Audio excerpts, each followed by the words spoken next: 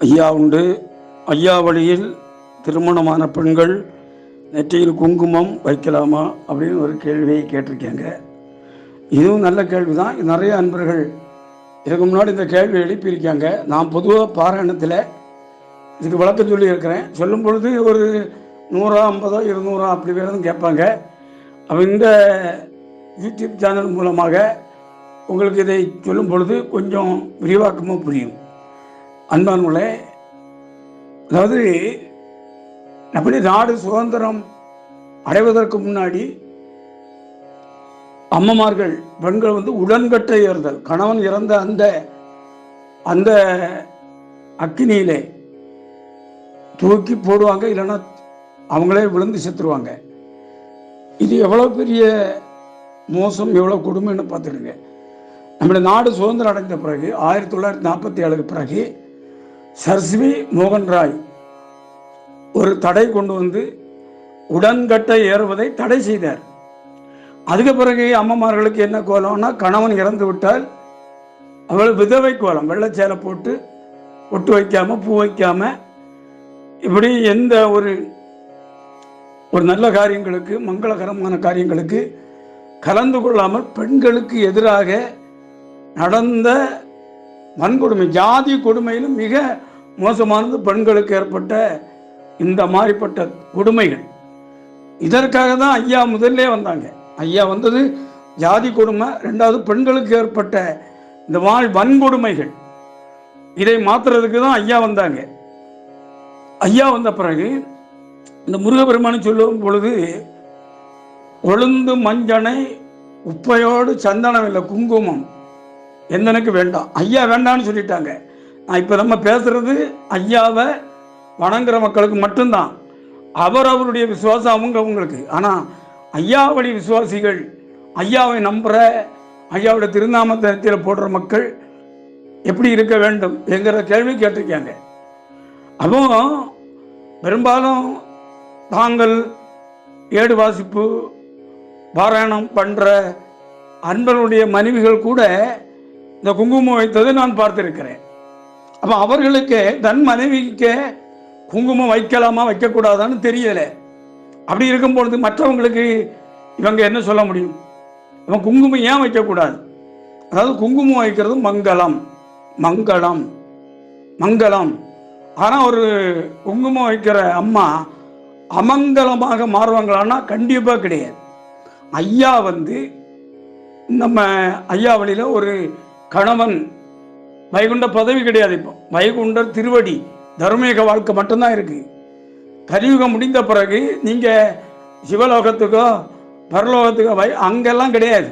அங்கெல்லாம் கேட்டு அடைச்சாச்சு, 7 லோகத்தையே கேட்டு அடைச்சாச்சு. இனி உங்களுக்கு இருக்கிற ஒரே ஜாய்ஸ் அல்லது சான்ஸ்.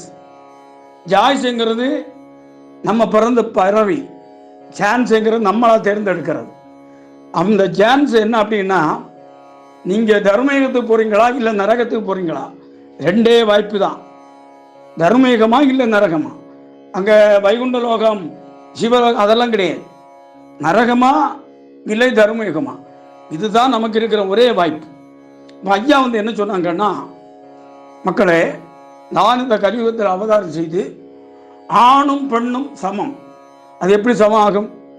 ஒரு கணவன் உயிரோடு இருக்கும் பொழுது நீங்கள் எந்த ஆடை உடுக்கிறீங்களோ, எந்த பூவை வைக்கிறீங்களோ, இல்லை எந்த பொட்டை போடுறீங்களோ, அவர் இறந்த பிறகு, அப்படின்னா தர்மீக வாழ்வுக்கு சென்ற பிறகு, இறந்த பிறகுன்னு கூட சொல்லக்கூடாது.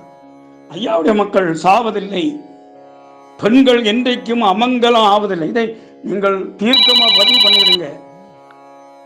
பெண்கள் என்றைக்கும் அமங்கலம் ஆவதில்லை, என்றைக்குமே அவங்க மங்களமே.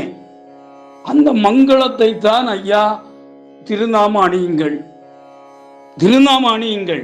நீங்கள் உங்களுடைய கணவன் உலக ரீதியான கணவன் இருக்கும் பொழுது நீங்கள் திருநாம அணியுங்க, பட்டு சேலை கட்டுங்க, பூ வைங்க.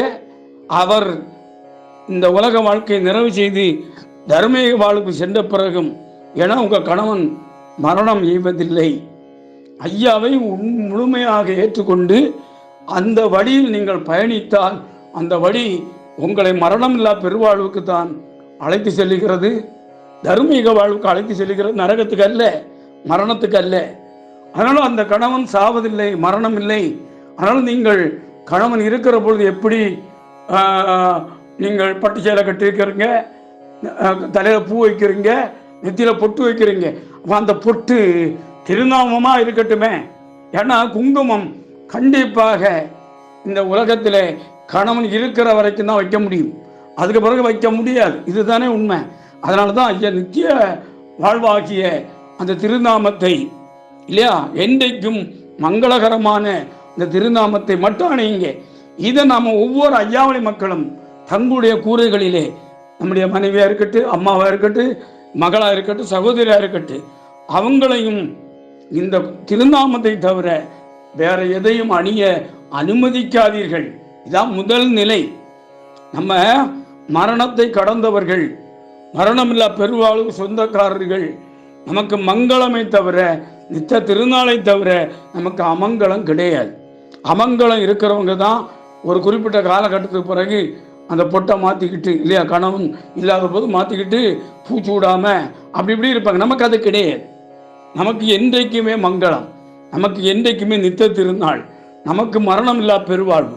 நம்முடைய வாழ்க்கை கலியுகம் முடிந்த உடனே தர்மயுகத்தில் என்றும் 16 வயசு. அதனால தான் ஐயாவுடைய மக்கள் வேற எந்த ஐயாவுடைய பதியில் நம்ம எதை பயன்படுத்துகிறோமோ அதையே பயன்படுத்துங்க. நம்முடைய வாழ்க்கை பூலோக வாழ்க்கை அல்ல. இந்த பூலோக பங்கு பொருத்தமில்லை. ஐயா தர்மயுக வாழ்க்கையை தான் நமக்கு தந்திருக்காங்க.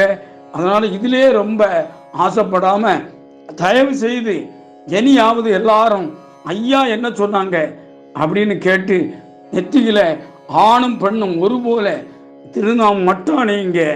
வேற எந்த கலரான பொட்டுகளை, குழந்தைகளை கூட, ஐயாவுடைய பிள்ளைகளில் குழந்தைகளை கூட நீங்கள் வேறு எந்த பொட்டுகளையும் அணியாமல் திருநாமத்தை மட்டும் அணியுங்கள். அதுதான் தர்மயுக வாழ்வினுடைய வழியாக அமைகிறது என்று சொல்லி அன்போடு அமைகிறேன். ஐயா உண்டு. அன்பு வணக்கம்.